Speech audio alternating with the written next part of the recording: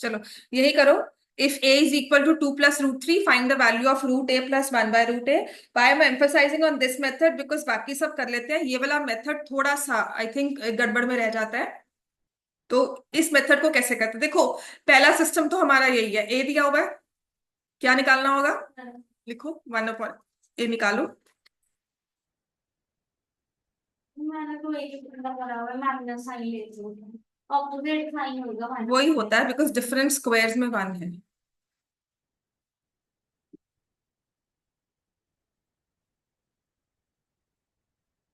और करना।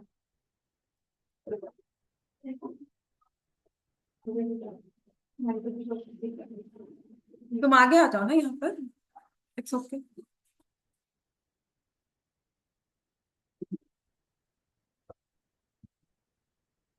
So 1/a is 2 - √3.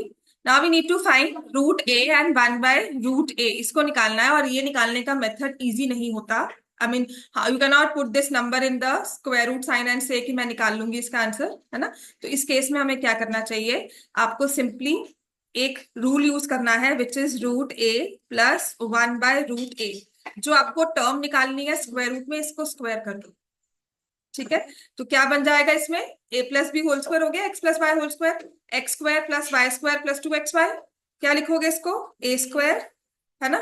तो जब आप इसको रूट को स्क्वायर में लिखोगे और 1/√a को स्क्वायर में लिखोगे और 2 × √a × 1/√a हो जाएगा। √a × 1/√a हो गया, ये कैंसिल हो गया। So this becomes a + 1/a + 2, है ना। तो a की वैल्यू आपने क्या लिखी थी, 2 + √3, 2 - √3 + 2, ये कैंसिल हो जाएगा। 2 + 2 + 2 इज 6। सो √a + 1/√a का whole square is equal to 6। और जब आपने इसको स्क्वायर रूट लेना है, √a + 1/√a किसके इक्वल आ जाएगा, 6 का स्क्वायर रूट लेंगे, क्योंकि रूट्स प्लस साइन में है तो हम सिर्फ प्लस वाला स्क्वायर रूट ले लेंगे। समझ में आ गया, इसको नोट कर लो। जब भी आपके पास ऐसा क्वेश्चन आएगा जिसमें √a + 1/√a निकालना होगा या √a - 1/√a, please make sure आप इसमें स्क्वायर रूट में इस रैशनलाइज वाले नंबर को मत ले जाना। ठीक है, बिकॉज आपको ये सॉल्व करना नहीं सिखाया गया है कि इसको आपने स्क्वायर रूट से बाहर कैसे निकालना है। जैसे particular number also this I don't think so, इसको भी स्क्वायर रूट से बाहर निकाल, परफेक्ट स्क्वायर बनाकर स्क्वायर रूट से निकाल सकते हैं। मम्मी इसको मैंने बाद में रोक दी। कर तो दिया, यहाँ स्क्वायर रूट लिया, 6 का √6 हो गया, 2 + 2 + 2। ठीक है, मुझे ये यहाँ पे 4 या 9 होता तो तो 2 आ जाता ऑब्वियसली। लिखो इसको।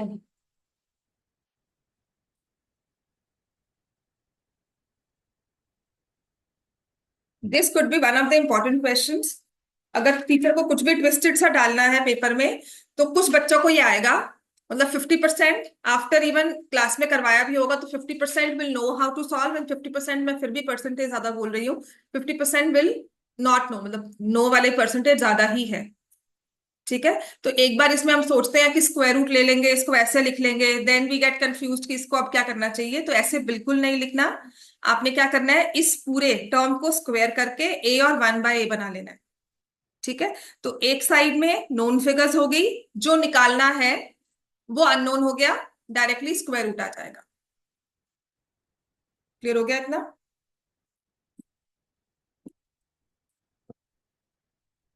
ठीक है, तो रोज की रोज कोई ना कोई क्वेश्चन लेकर आओ, लास्ट है, वरना मैं आपको पिछले चैप्टर्स की कुछ एक रिवीजन करवा दूंगी। राइट, सो कल जैसे पॉलिनोमियल्स का कोई एक क्वेश्चन दूंगी फैक्टराइजेशन के लिए, देन विल सी। और टेस्ट मैंने कब बोला था आपको, थर्सडे नहीं बोला, लाइंस एंड एंगल्स का टेस्ट कि पॉलिनोमियल्स का देना है, पॉलिनोमियल्स, पॉलिनोमियल्स देते हैं, लाइंस एंड एंगल्स अभी करवाया, उसको भी नहीं करवाया होगा। चलो कम टू क्वेश्चन नंबर 5, 5 तो कर लिया था ना, question number 6।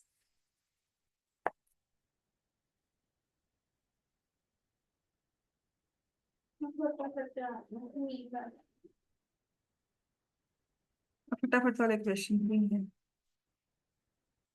Exercise 7.2, question number 6। Triangle ABC is an isosceles triangle, AB और एसी आपस में इक्वल है। बी ए को प्रोड्यूस किया गया है to D such that AD is equal to AB.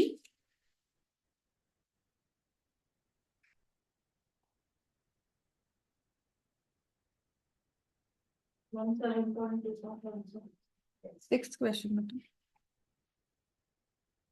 Isosceles triangle draw किया हुआ है इसमें।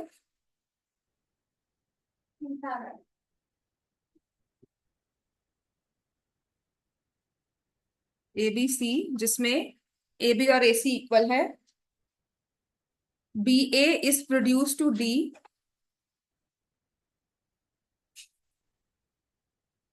इसके ना एग्जाम्पलर भी सॉल्व करवानी है। उसके 2-3 क्वेश्चन है जो अलग से दिए हुए हैं। समटाइम्स कुछ ना कुछ पूछ लेते हैं उसमें से। बी ए को प्रोड्यूस किया to point D such that A D is equal to A B. तो पहले गिवन लिखो, ट्रायंगल एबीसी जिसमें ए बी और ए सी गिवन है। Also A B is equal to A D.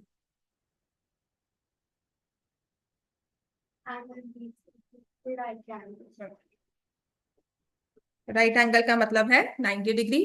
Construction कुछ नहीं करेंगे, डायरेक्ट प्रूफ में आते हैं। अगर मुझे ट्रायंगल दिया हुआ है आइसोसेलेस, तो साथ में हम क्या उसको ले लेंगे। अच्छा, आइसोसेलेस ट्रायंगल का मतलब साइड्स इक्वल। साइड्स इक्वल का मतलब एंगल्स इक्वल, ठीक है ना। हाँ, क्योंकि पूछा भी एंगल के बारे में हुआ है तो साइड्स इक्वल से will come two angles equal. तो मुझे लिखा गया है in triangle ABC AB is equal to AC. Now here I'll use that angle 1, angle 2, angle 1 equal to angle 2, और इसे लिख देंगे आइसोसेलेस ट्रायंगल प्रॉपर्टी। तो अगर आप बच्चों मैंने ऐसे किया होता, यहाँ पर मैं एंगल 1 एंगल 2 नहीं लिखती और मैं यहाँ लिखती एंगल 1 इक्वल टू एंगल 2, तो कोई ना कोई एक बच्चा जरूर पूछेगा मैम एंगल 1 कौन सा, एंगल 2 कौन सा। तो हम टीचर्स भी आपका पेपर देखकर वही चीज पूछते हैं कि एंगल 1 कौन सा, एंगल 2 कौन सा। तो हमें क्या करना है, अपनी कन्वीनियंस के लिए हमने एंगल 1 एंगल 2 यूज किया, लेकिन साथ ही साथ उसे फिगर में भी बनाना है। समझ में आ गई बात। ये मैं बार बार डी और सी उसने ज्वाइन करके दिया हुआ है, साथ में लिखा तो हुआ है फिगर 7.34 है ना। तो फिर वो दिया हुआ है तो उसको मैं कंस्ट्रक्शन में नहीं लिखूंगी क्योंकि फिगर साथ में दी है। तो मोस्ट प्रोबेबली जब क्वेश्चन आएगा तो फिगर दी जाएगी,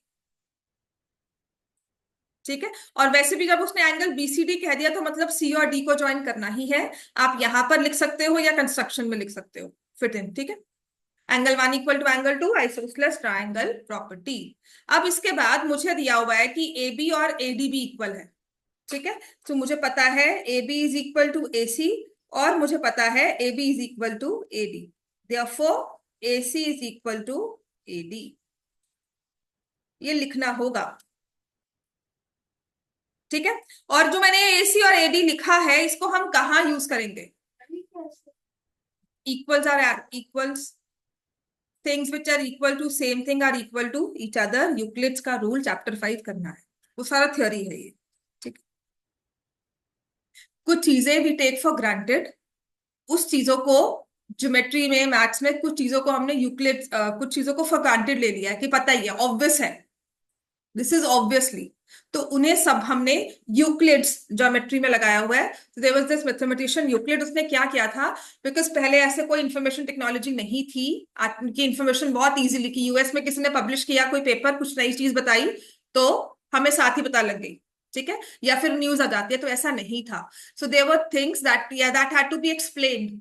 अगर मुझे बताना है कि अर्थ इज राउंड तो I had to need to explain, I had to give reasons properly उन्हें देने थे।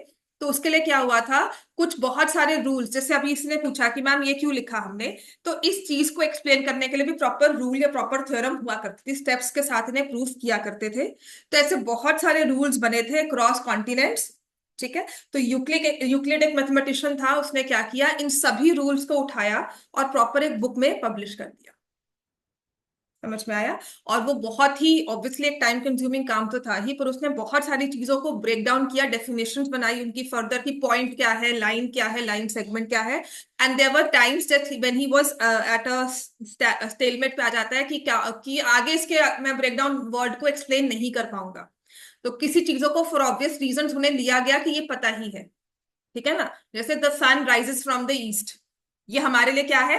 एक ऑब्वियस बात, एक फैक्ट है, पता है ना, कहते हैं ना फैक्ट है। लेकिन पहले जब इसको प्रूव किया गया होगा तो ऑब्वियसली ये चीज एक नई चीज आई थी, ठीक है? The sun rises from the, सारे बोलेंगे ईस्ट, क्योंकि ये फैक्ट बन चुका है ना? This is a fact, everyone knows, right? तो ऐसे ही ये चीजें हमारी ज्योमेट्री में हम लिखे चाहे ना लिखे, रूल्स में हमारे लिए ये चीज एक ऑब्वियस चीज हो चुकी है कि अगर ए बी और ए सी इक्वल है, फिर मैं कह रही हूं ए बी और ए डी भी इक्वल है। जैसे यहां पर मैंने कहा ए बी और ए सी इक्वल है, इस तरह से शो किया। फिर मैंने कहा ए बी और ए डी भी इक्वल है, तो आपको यहां से क्लियर हुआ कि जो ए सी है और ए डी है वो भी इक्वल हुए।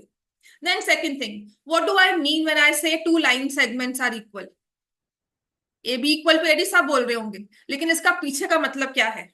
ए बी और एडी इक्वल होने का मतलब इनकी इनकी लाइन सेगमेंट्स है, तो इनकी लेंथ सेम है। इनके पास जितने सेंटीमीटर एक के पास है उतने ही दूसरे के पास है। तो ए बी के पास 6 सेंटीमीटर है, ए सी के पास भी 6 सेंटीमीटर है। अगर ए बी के पास 6 है तो ए डी के पास भी कितने हुए? 6। इसका मतलब ए सी और ए डी सेम। समझ में आ गई बात? ये so when we say geometry में two things are equal, obviously we talking about their measurements, their degree angles, their volumes, their areas, ठीक है ना? तो वो चीजें मतलब नंबर वाइज उनमें सेम क्वांटिटी है। AC इक्वल टू एडी आ गया। अब AC इक्वल टू एडी हम कौन से वाले ट्राइंगल में यूज करेंगे? In triangle ACD। हमने ट्राइंगल लिया ACD और उसमें कहा AC और AD इक्वल है, तो अब मैं अपनी कन्वीनियंस के लिए फिर से यहाँ पर एंगल 3 और एंगल 4 लिखूंगी, और साथ में फिगर में भी मेंशन कर दूंगी कौन सा एंगल 3 कौन सा angle 4। Angle 3 equal to angle 4।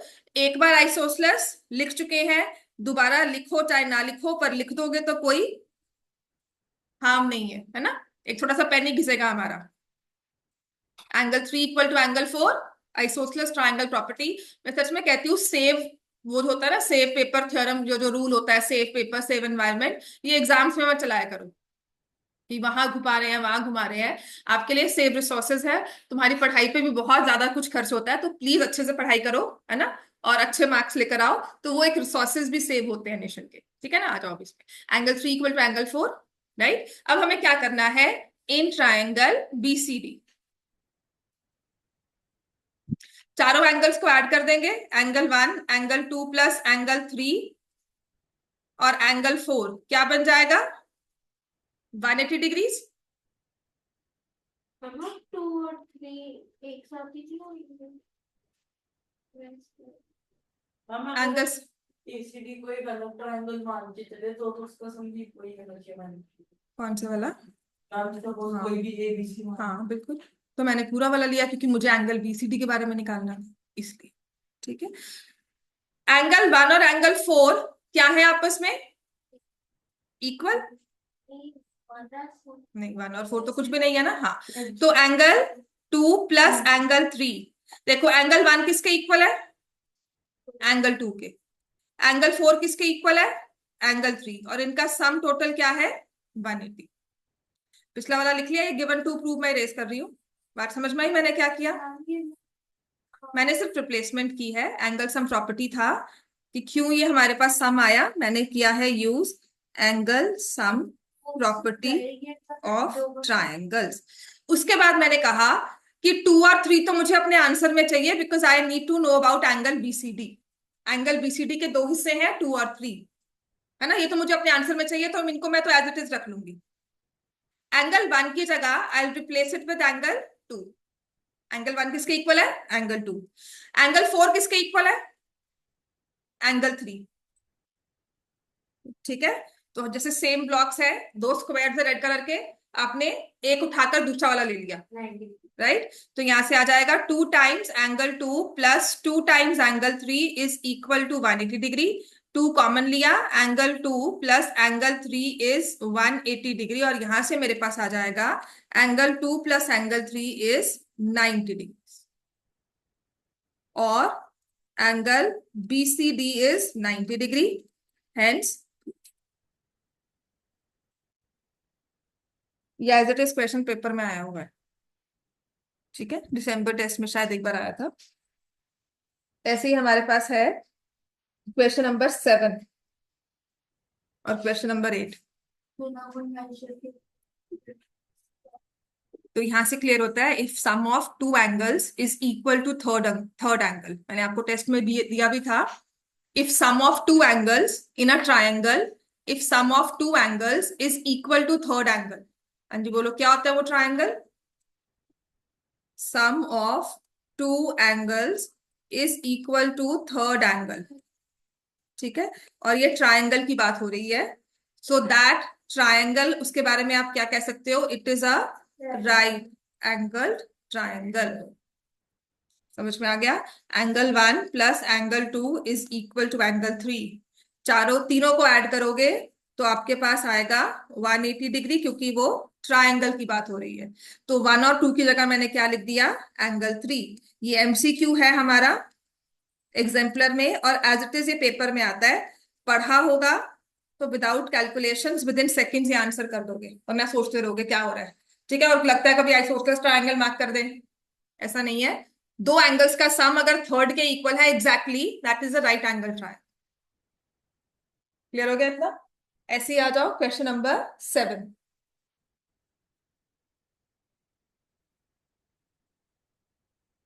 ठीक है, एमसीक्यूज है ये,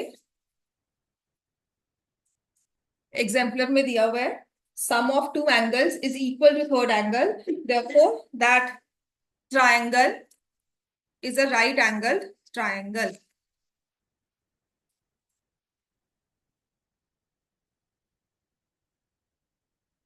अब इसके बाद आते हैं क्वेश्चन नंबर 7। अच्छा, पहले 7.3 करवाऊं कि इसी के साथ रिलेटेड जो एग्जाम्पलर में क्वेश्चंस है वो करवाऊं? बताओ। Triangle ABC is right angle.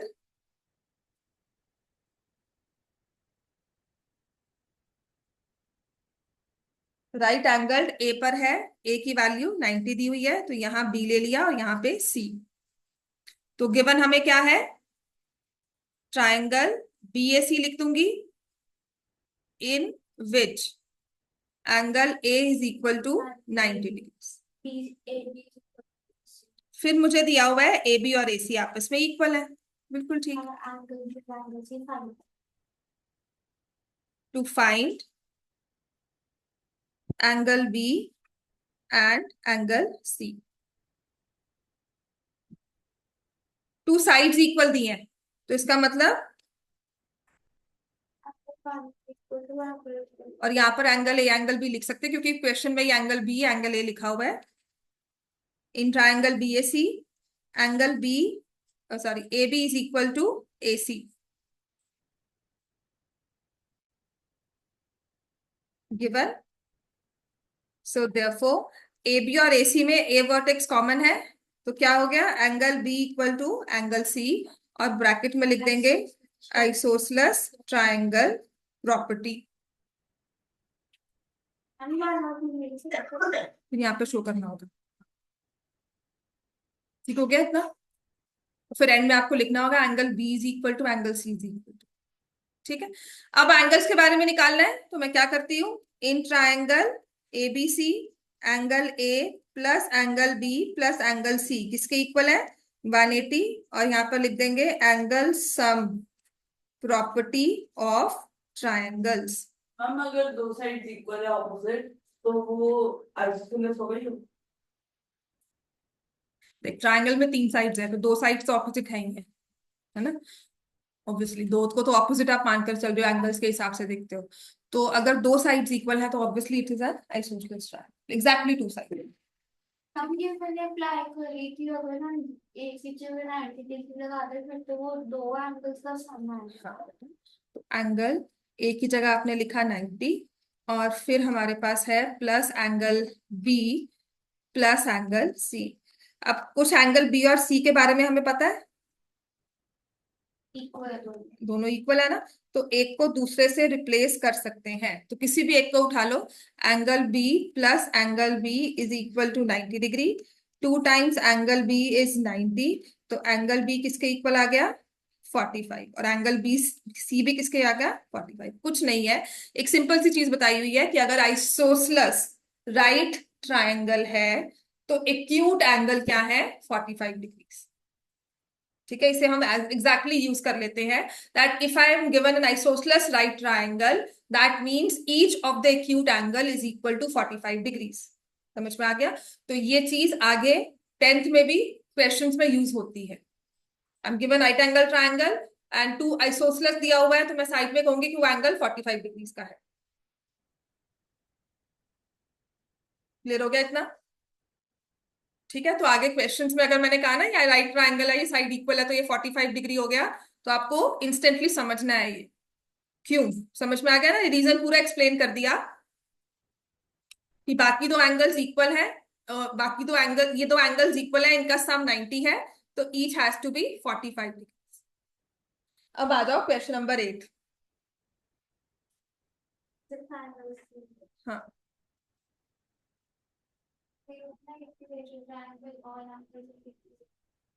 वो ऑल एंगल्स इक्वल प्रूफ करने होते हैं, ऑल एंगल्स इक्वल प्रूफ करने हैं। तो एक ट्राइंगल दिया हुआ है, लिख लिया था पिछले वाला क्वेश्चन सबने? कुछ रहता है किसी का लिखने वाला? लिख लिया था, चलो। तो हमारे पास है ट्राइंगल एबीसी। अच्छा, बताया नहीं कि नेक्स्ट करना है कि यही वाला इसी पर आगे क्वेश्चंस करवाऊं? एग्जाम्पलर, चलो नेक्स्ट वाला कर लो, फिर एग्जाम्पलर इकट्ठा ही कवर कर लेंगे, कोई कुछ नहीं बोल रहा। ठीक है, so given triangle ABC is an equilateral triangle, इसका मतलब AB is equal to AC is equal to BC। To find या to show angle A is equal to angle B is equal to angle C is equal to 60 degree। Solution है या proof है इसका? नहीं करना, कुछ नहीं लिखना है, नहीं। एंगल एबी, ट्राइंगल एबीसी दिया हुआ है, इसमें मैं कह रही हूँ AB is equal to AC, तो कौन से दो एंगल्स इक्वल होंगी? ए कॉमन वर्टेक्स है, हटा दो, ये काटना मत वहां पर, इसको मैं रीडिंग के लिए सिखा रही हूँ, ये नहीं कि वहां पे काट दिया कि ए कट गया तो बी इक्वल टू सी। समझ में आ गया? दिस इज ओरल, की फिगर ना देखनी पड़े और मैं डायरेक्टली जो लिखा है उसी से प्रूव करी, क्योंकि होता क्या है कि हमने ए बी और ए सी लिख दिया, आप लिख दोगे angle A equal to angle C. बात समझ में आई? वो हमारी ओवर कॉन्फिडेंट वाली गलती जो होती है ना, कि हमने कहा A B equal to A C, अच्छा angle A equal to angle C, तो वहां पे ध्यान रखना आपने किस एंगल्स को इक्वल लिखना है, angle B equal to angle C, और यहाँ पे लिख देना है आइसोसलस ट्रायंगल प्रॉपर्टी। ऐसे ही एसी और बीसी को इक्वल कहा है, तो कौन से दो एंगल्स इक्वल होंगे? Angle A is equal to angle B. ठीक है, सिमिलरली लिख सकते हो यहाँ पे, अगर सिमिलरली लिख दिया तो आइसोसलस ट्रायंगल प्रॉपर्टी लिखना जरूरी नहीं रह जाता। ठीक हो गया? अभी क्या? हाँ, नहीं समझ में आया। एसी और बीसी इक्वल है, ए बी और ए सी इक्वल कहे तो तुमने कहा एंगल बी और एंगल सी इक्वल है, इक्विलेटरल ट्रायंगल है, तो ए सी और बी सी भी इक्वल है, तो बीसी के ऑपोजिट एंगल ए सी के ऑपोजिट एंगल बी। अब मुझे फिगर नहीं देखनी पड़े, है ना, और डायरेक्टली मैंने एसी और बीसी इक्वल कहा था, इनमें कॉमन वर्टेक्स कौन सा है? सी, उसको हटा दो तो हमारे बाकी दो इक्वल एंगल्स आ जाते हैं, उनके वर्टिसेस हमें पता लग जाते हैं। ठीक है, so angle A equal to angle B. आखिरी के 5 मिनट है, फिगर देखने का टाइम नहीं, ऐसे ऐसे करके कुछ समझ नहीं आ रहा है, this is when you right this proof. समझ में आ गई बात? ये वो पैनिक मोड में फटाफट से कैसे लिखना है, वही बस एक चीज होती है, और वही 5 मिनट्स मैटर करते हैं, उसी में आपके वो 5 नंबर बच जाएंगे, उसी में वो 5 नंबर चले जाएंगे। ठीक है, तो हमारे पास आ जाएगा फ्रॉम 1 and 2। तो एंगल बी कहता है मैं एंगल सी के इक्वल हूं, और ए कह रहा है मैं बी के इक्वल हूं, so that means all the 3 angles are equal.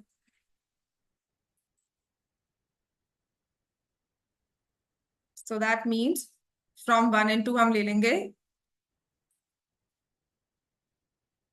Angle A equal to angle B equal to angle C. फिर ले लोगे in triangle ABC angle A plus angle B plus angle C, as it is proof papers में आया हुआ है ये, तो आ जाएगा angle sum property of triangles. तो एंगल A और B और C आपस में इक्वल हैं, तो किसी भी एक नंबर से इसको रिप्लेस कर दो, किसी भी एक लेटर से रिप्लेस कर दिया, तो मैं A ही लिख देती हूँ हर जगह, angle A plus angle A। So 3 times angle A is 180 और एंगल A किसके इक्वल आ गया, 60।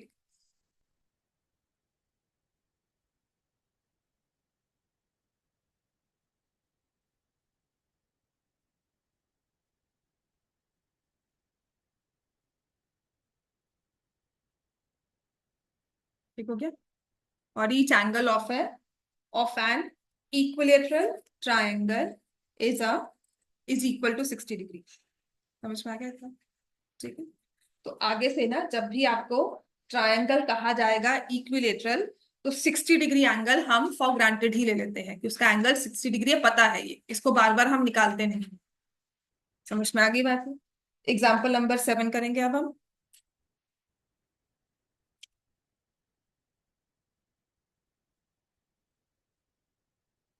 एक बार टेस्ट दो पॉलिनोमियल्स का, ठीक है, क्योंकि सब बच्चे आए नहीं थे जब टेस्ट लिया था। चैप्टर 2 पॉलिनोमियल्स का टेस्ट ऐसे देना कब है? कब? थर्सडे को। ठीक है, टाइम दिए। वेंसडे की जगह थर्सडे दे दो, वरना वेंसडे दे दो। वेंसडे दे दो। एग्जाम्पल देख, टेस्ट तो होना ही है। अब आपको टेस्ट को मैं स्किप कर दूं ऐसा तो नहीं होगा, है ना? तो पढ़ना तो पड़ेगा ही ना हमें। कोई बात। Example 7, AB is a line segment. पूरा चैप्टर ले लो, ऐसे हाफ में ना फिर हाफ ही रह जाएगा, क्योंकि इस हफ्ते लेकर 25 मार्क्स या 30 मार्क्स, उससे ऊपर मैं क्या दे दूंगी? कम तुम कर लो, अभी काम करो, हो जाएगा सारा। अच्छी तरह से नहीं किया हुआ तभी आपको मैं टेस्ट दे रही हूँ, ठीक है, ताकि रिविजन होती रहे साथ साथ। Number system I am more और लेस कॉन्फिडेंट, कुछ ना कुछ उसमें कर लेते हो आप लोग उसमें। क्या? नहीं, क्या? हाँ हाँ, तो मैंने पूरा करवा दिया था। हाँ हाँ, बिल्कुल किया था। Example number 7, AB is a line segment.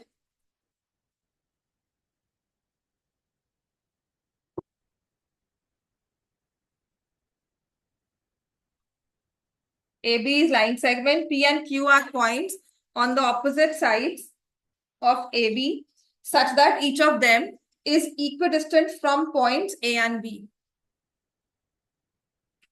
अब यही चीज ना दोबारा से तीसरी बार ये फिगर देख रहे हो,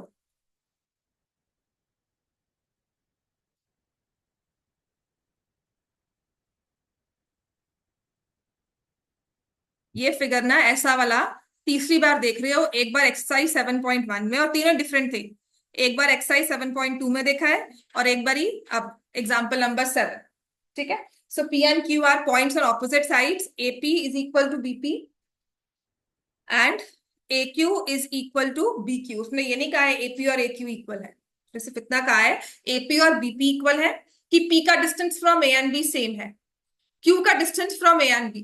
तो if you are standing at point P, आपको कहा है या तो A पे जाओ या B पे जाओ, है ना? आपको कहा, आपने पूछा डिस्टेंस कौन सा पास में है, तो हमने कहा कोई भी जा सकते हो, है ना? तो वो अब आपका इंस्टिंक्ट है, आपने कहाँ जाना है। आपका डिसीजन इस बात पे डिपेंड नहीं करता कि डिस्टेंस वो कम है, मुझे कम भागना पड़ेगा।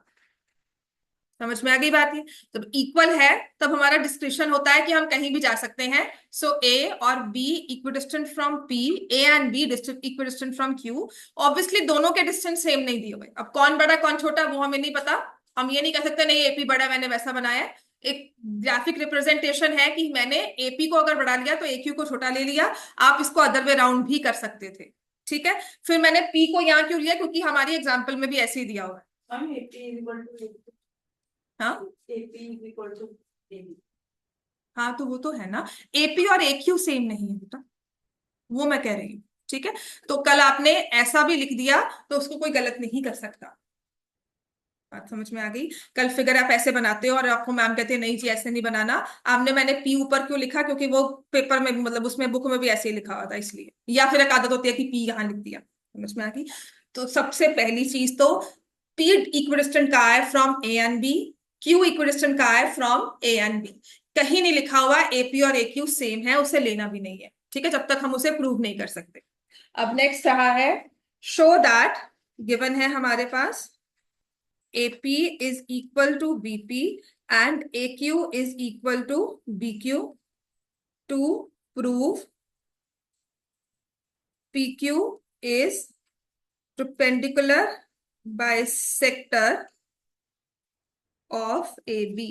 अब ये क्वेश्चन नंबर 1 एक्सरसाइज 7.1 जैसा हो जाता है, क्योंकि उसने PQ मेंशन कर दिया तो हमें P और Q को ज्वाइन करना चाहिए, क्योंकि PQ के बारे में कहा है, उसको एक दिखाएंगे तो सही ना अपने फिगर में कि कौन सी लाइन है, PQ लाइन सेगमेंट है, तो यहाँ PQ को ज्वाइन करना एक ऑब्वियस सी बात है। कंस्ट्रक्शन में लिखो चाहे ना लिखो कोई फर्क नहीं पड़ने वाला। अब आते हैं प्रूफ पर, क्योंकि ट्राइंगल का चैप्टर कर रहे हैं, बने भी इसमें ट्राइंगल्स हैं और आइसोसेलेस ट्राइंगल की बात भी हो रही है, तो हमें करना क्या चाहिए। सबसे पहली बात हम क्या कर सकते हैं इस क्वेश्चन में, ट्रायंगल के नेम मेंशन और करो पहले तो तुम वही लिखो सारे, ठीक है ना, क्योंकि 6th क्लास के बच्चे नहीं हो ना कि all right all the names of the triangle, all possible forms, right the name of angles in all possible ways. बेटा जब मैं आपको पूछ रही हूँ ना, सच में कह रही हूँ, मैं आपको जब पूछ रही हूँ कुछ चीज तो ऑब्वियसली मैं उनके ट्रायंगल्स के नेम मेंशन करने को तो नहीं कह रही ना। आप ये खुद सोचो, 10th 9th क्लास में आकर हम ये सब बातें करें, अच्छा नहीं लगता है ना। मैं आपको मजाक के बीच बीच में जोक्स पैक करती रहूं, मैं सच में कोशिश ये कर रही हूँ तुम्हें ज्योमेट्री उस तरह से समझ में आए कि कल लिखो तो मजे से पढ़ो, ये ना करो कि बस रट्टा मार के लिख कर आ रहे हैं। सच में कह रही हूँ, प्लीज ऐसा मत बोल सिर्फ एक कूल बनने के लिए ना क्लास में कि मैंने जो क्रैक किया और मुझे कूल बनना है ना, उसके लिए बहुत टाइम होगा, उसके लिए बहुत अच्छे मार्क्स लेके और कूल वाला फैक्टर आएगा हमारे पास, ठीक है ना। अच्छे मार्क्स फुल मार्क्स लेकर आओ फाइनल्स में भी, इसमें भी, तो सब ऐसे ही कूल लगता है, ठीक होगी बात है। अपनी एनर्जी को ना इन सब बातों में वेस्ट सच में मत कर, सिर्फ मार्क्स पे फोकस कर। मस्ती क्लास में हो जाती है कहीं ना कहीं, मैं भी कुछ ना कुछ बोल देती हूँ, मैं 10 मिनट के लिए बाहर भी कभी भी चली जाती हूँ, उसमें मस्ती क्रैक करती हूँ, मैं आकर बोलती भी नहीं हूँ कि शोर क्यों मचा रहे थे, है ना। मैं नहीं बोलती ना, मतलब बातें होगी चलो ठीक है खत्म होगी बात, है ना। तो सिर्फ अपनी एनर्जी को सिर्फ उस काम में लेकर आ जहां पे तुझे मार्क्स मिले उसके, बस ठीक है ना। फालतू चीजों को साइड पे करो, कौन क्या करे सब छोड़ दे, ठीक है। आ जाओ, अब हमारे पास ये वाला ट्राइंगल है ना, 2 ट्राइंगल्स हैं, हमें करना क्या चाहिए। देखो पहली बात है, मुझे ट्राइंगल्स को कॉन्ग्रुएंट प्रूव करना है। कल कोई भी XYZ क्वेश्चन आता है, ट्राइंगल का चैप्टर है, मैं 9th क्लास की स्टूडेंट हूँ, कोई रिसर्च साइंटिस्ट नहीं बैठी हूँ कि मुझे एक वो दे दिया तो मैं सोचूंगी क्या क्या लगाना है। Obviously then also I think कि what are given conditions, triangles given है तो मैं ट्राइंगल्स को कॉन्ग्रुएंट प्रूव करूंगी, मेरा पहला फोकस ये होगा। अब वो कौन से 2 ट्राइंगल्स लें जिनको हम कॉन्ग्रुएंट आसानी से प्रूव कर सकते हैं। हम angle PAB is equal to PB, और अब मैं ट्राइंगल कॉन्ग्रुएंट की बात कर रही हूँ ना, तो AP कौन से वाला ट्राइंगल लेना चाहिए, आपको क्या लगता है कौन से वाला ले। APQ एंड PPQ, बस छोटी सी बात है। कभी मुझे भी आप कोई अननोन क्वेश्चन लाकर देते हो ना, तो पहली चीज मैं यही सोचती हूँ कि मैं टॉपिक कौन सा लगाऊं, फिर उसके बाद मैं क्या सोचती हूँ, ट्राइंगल्स की बात हो रही है तो मुझे क्या क्या ट्राइंगल्स में आता है और इसमें क्या लग सकता है। पहली बात तुम एंगल्स की बात कर रहे हो, एंगल्स में ना PQ कहीं मेंशन होकर नहीं आएगा मेरे पास। If I take this angle equal to this angle तो PQ के बारे में बात नहीं होगी, ठीक है ना। तो मैं कोशिश करूंगी कि PQ मेरे आंसर में आए, तो मैं लेती हूं इन ट्राइंगल, आपने समझ में आ गया, PAQ एंड ट्राइंगल PBQ, ठीक हो गया इतना। अब ये 2 ट्राइंगल्स को हमें क्या प्रूव करना है, कॉन्ग्रुएंट, क्योंकि चैप्टर 7 कर रहे हैं, ट्राइंगल्स का चैप्टर है, कल ये क्वेश्चन भी आएगा तो मैं इस तरह से सॉल्व करूंगी इसको।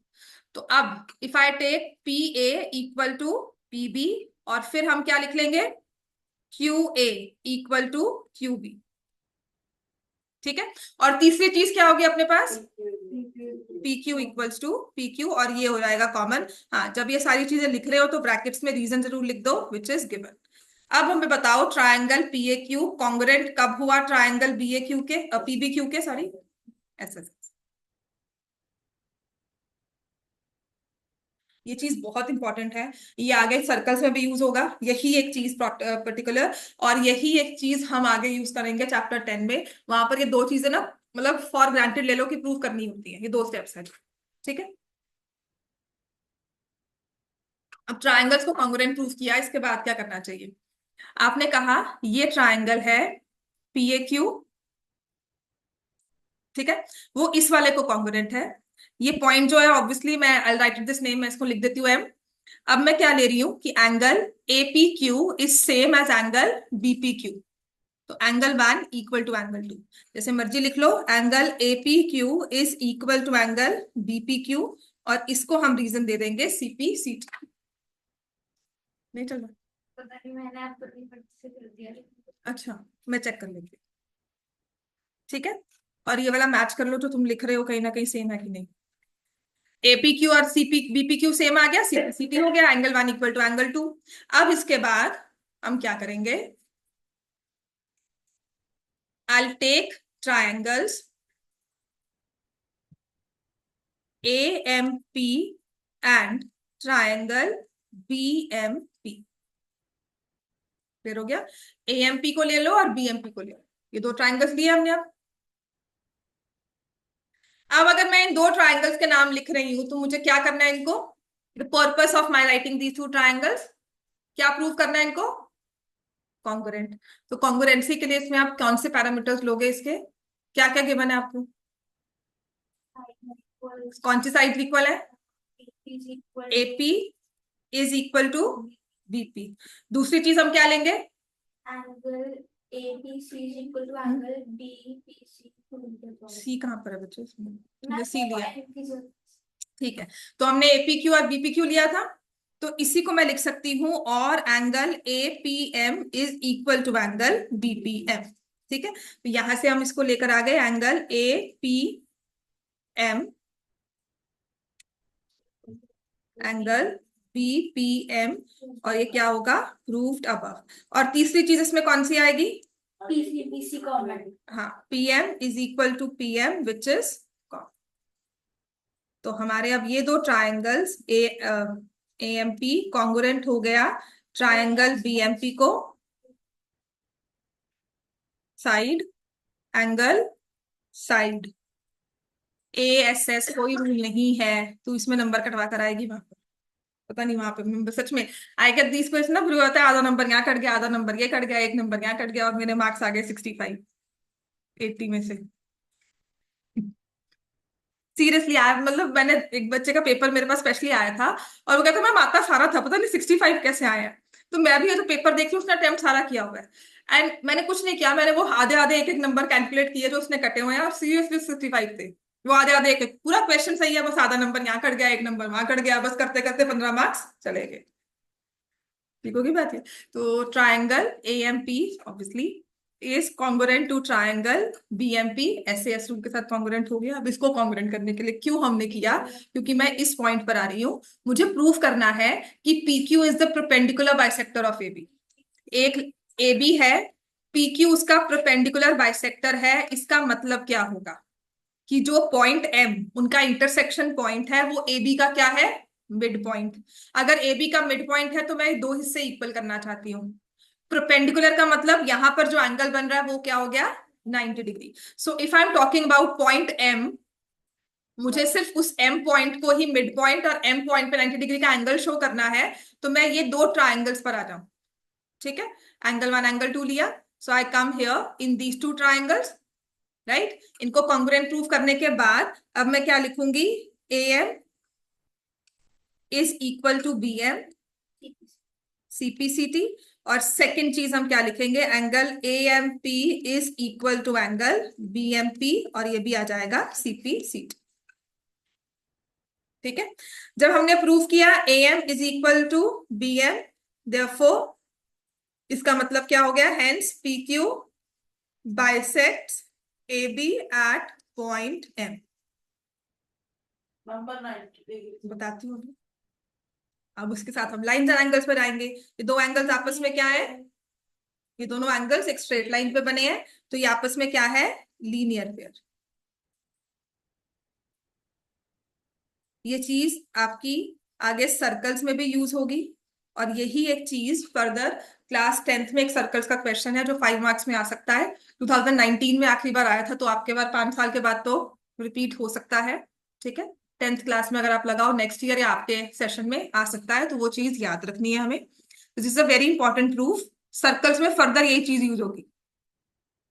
समझ में आ गया, 2-3 क्वेश्चंस हैं जिन्हें फर्दर हम यही चीज प्रूव करेंगे कि हमने पहले दो ट्राइंगल्स को आमने सामने कॉन्ग्रुएंट प्रूव किया, फिर उससे एक एंगल लेकर दो साइड बाय साइड छोटे वाले ट्राइंगल बने। अब आप ये भी ले सकते थे, यहाँ वाले ट्राइंगल्स भी ले सकते थे, नीचे वाले दो भी ले सकते थे, वो आपकी मर्जी है। मैंने ये वाले लिए, AMP 180 डिग्री आ गया, दोनों इक्वल है। और कोई बच्चा था वो कहता था मैम इसको x ले लो, x प्लस x दिखा दो 180 degree, 2x is equal to 180 degree, और x किसके इक्वल आ जाएगा 90। तो ये भी एक्सेप्टेबल प्रूफ है। टीचर्स इस पे भी नंबर नहीं कट करती। बिल्कुल ठीक है, वो भी लिख सकते हैं। तो 2 times angle AMP is equal to 180 और एंगल AMP इज 90। ठीक है, hence PQ is perpendicular to AB, है ना, लिख देंगे PQ is perpendicular to AB और PQ is the perpendicular bisector of AB। यहां से ना एक बहुत इंपॉर्टेंट चीज जो याद रखना, जो परपेंडिकुलर बाइसेक्टर है, PQ परपेंडिकुलर बाइसेक्टर है, मैंने पॉइंट P लिया, उसका डिस्टेंस AB से इक्वल था, पॉइंट Q लिया, उसका डिस्टेंस भी AB से इक्वल था।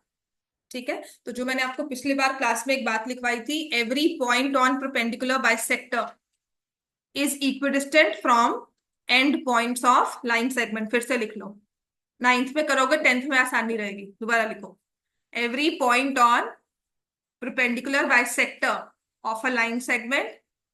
9th में अगर कर लोगे ना, 10th में इसी चीज को बार बार यूज करते हैं, एक पूरा टॉपिक इसी एक कॉन्सेप्ट पे है। Every point on perpendicular bisector of a line segment is equidistant from end points of line segment.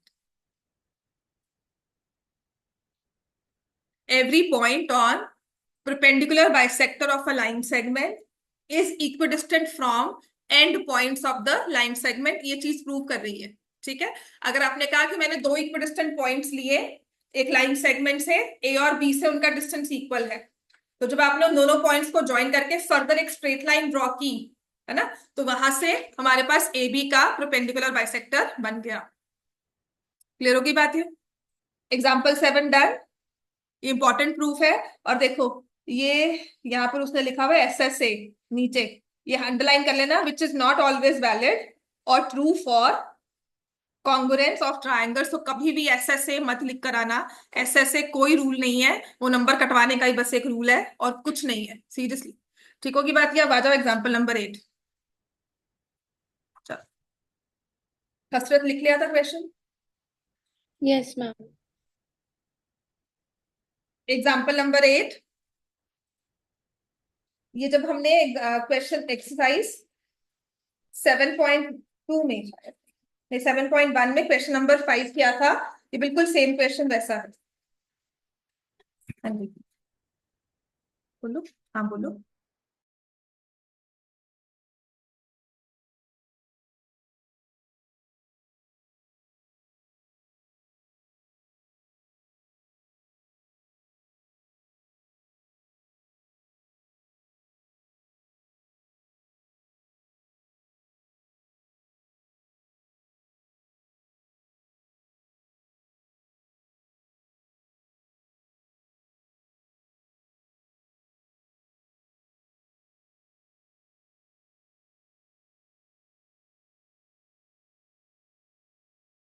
Next हमारे पास है एग्जाम्पल नंबर 8।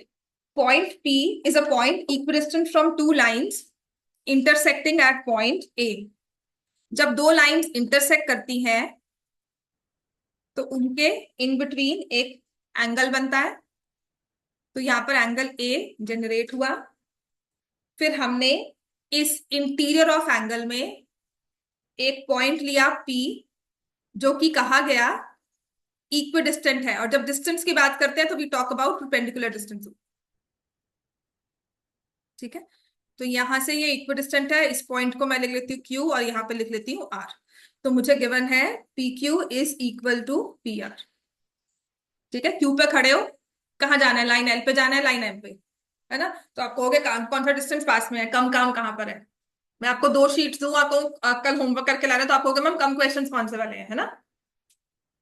वही एक चीज है, कुछ कम डिस्टेंस कहाँ है, तो मैं कहती हूँ दोनों सेम है, राइट। सो यहाँ से दोनों सेम है, तो आप किसी भी पॉइंट पर जा सकते हो। This is what is meant by equal distance. Right. तो ये हमारा P Q equal to P R दिया हुआ है। टू प्रूव लाइन एपी, तो ऑब्वियसली इस लाइन एपी को ज्वाइन कर देंगे, bisects the angle between them, तो एंगल क्यू ए आर। ठीक हो गया, line AP bisects angle Q A are.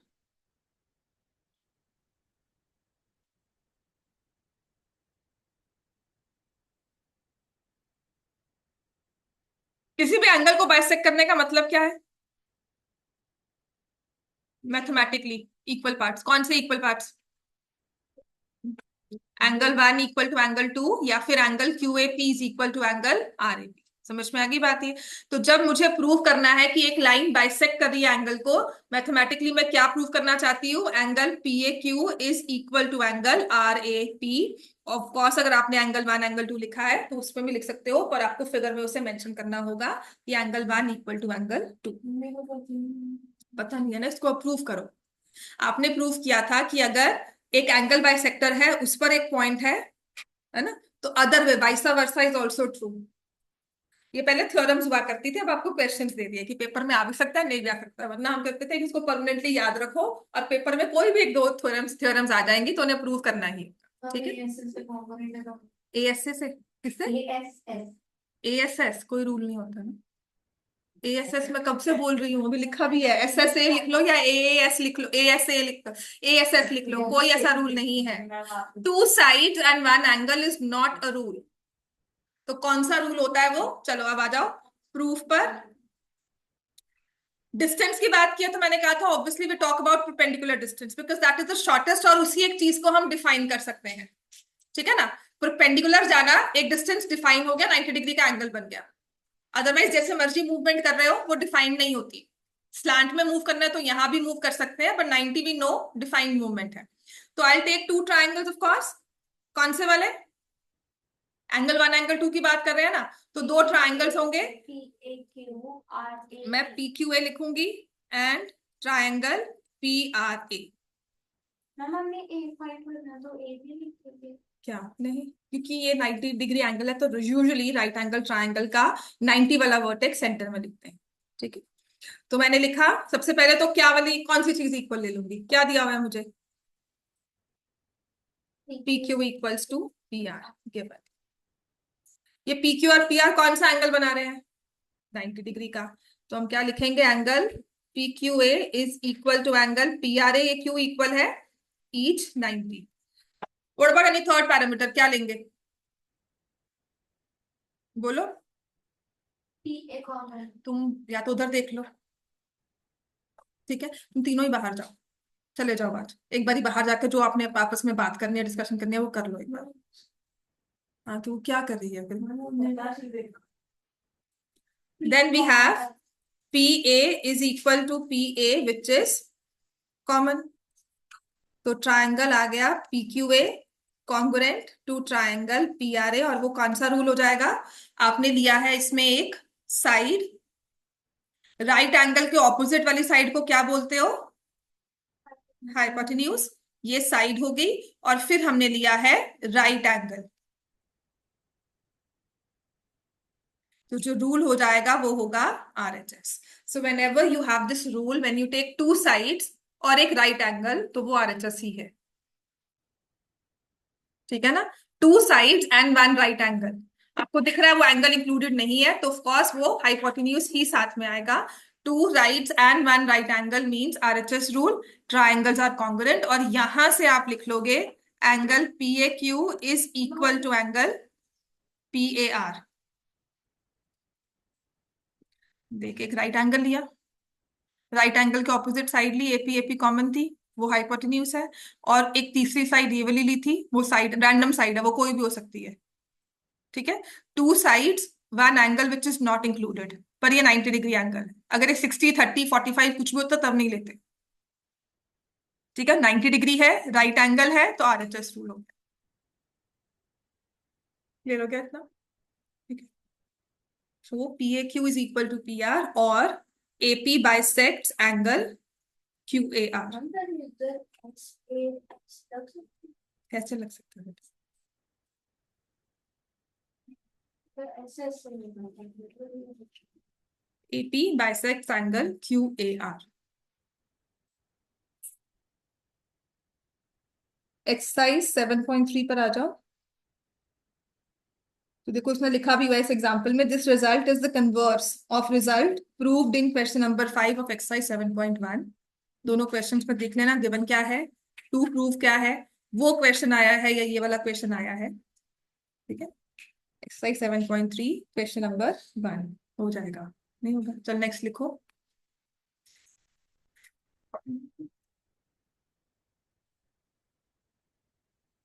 तो फैक्टराइज करो चलो।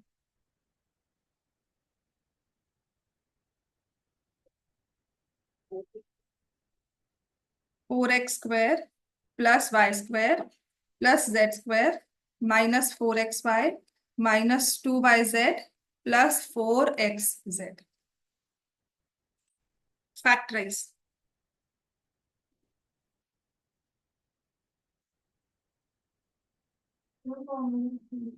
वही तो याद कर रहे हैं।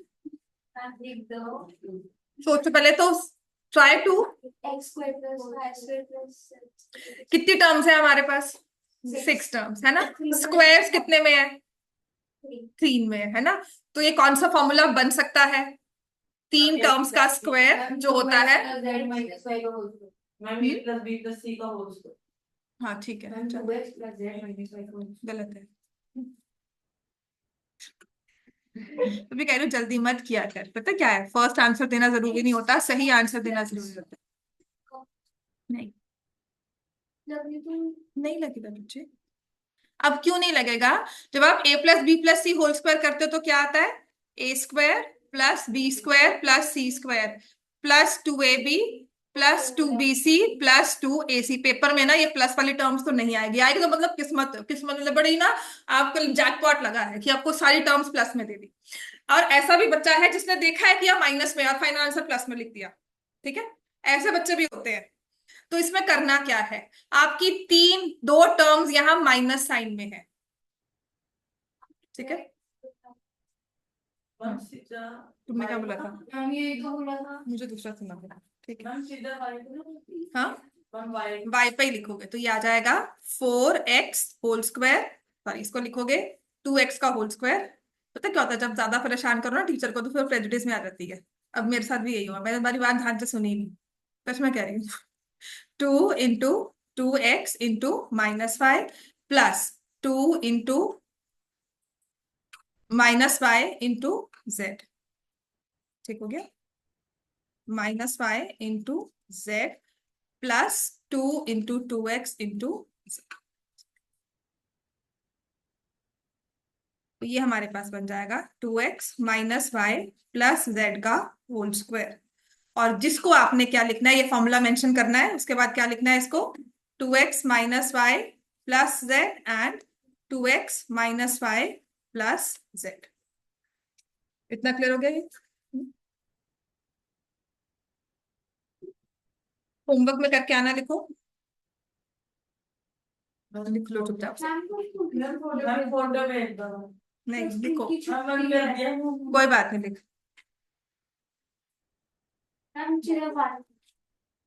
इवैल्यूएट, कल छुट्टी क्यों है?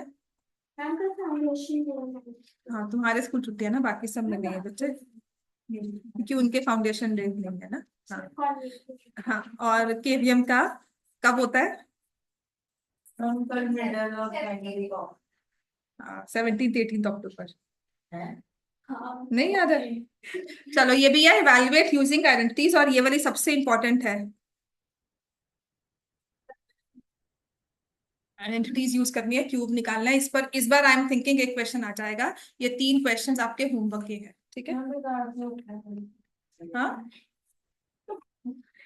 देख मेरे टाइम तो बहुत अच्छा था, अब मुझे नहीं पता। मैम हमको ये रीड करना है